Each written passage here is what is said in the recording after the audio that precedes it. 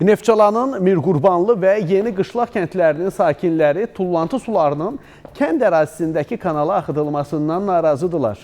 Deyirlər ki, 40 il əvvəl Neftçalada istifadəyə verilən yod brom zavodunun tullantı suları birbaşa kanala axıdılır ki, bu da ətraf mühit üçün ciddi təhlükədir.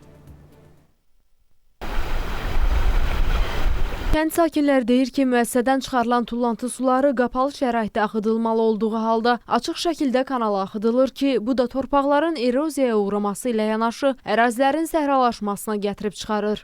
Düz görsüdə qıpqırmızıdır. Bu su birbaşa gedib Xəzər dənizinə axır.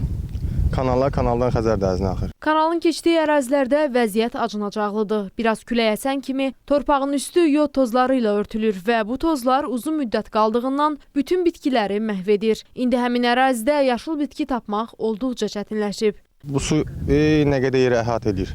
Şu anda şimdi malqaramızın heyvanlarımızı otarmağa yerimiz yoxdur. Müsahibimiz onu da iddia edir ki, kollektora buraxılan suyun tərkibi də məlum deyil. Bu da suda yaşayan təkcə balıqlara deyil, digər canlılara da mənfi təsir göstərir. Birbaşa Milmuğan kanalına axıdılan tullantı suyu ətraf mühiti içində ciddi təhlükə mənbəyinə çevrilir. Həm balıqları zəhərləyir, həm bu torpaqlarımızı görürsünüz, şoranlaşma gedir. Məsələ ilə bağlı Azəriyod MMC-dən bildirildi ki, Azəriyoddan Milmuğan kanalına, oradan da Xəzər dənizinə axıdılan tullantı suları nəzarət altındadır. 800 metrə bağlı borularla ötürülür. Perspektiv planda açıq kanalla gedən hissələri də qapalı borularla ötürülmək planımız var. Yaqub Mehdoğlu, Diana Cəlali, Vüqar Qaliboğlu, Space TV Neftçala.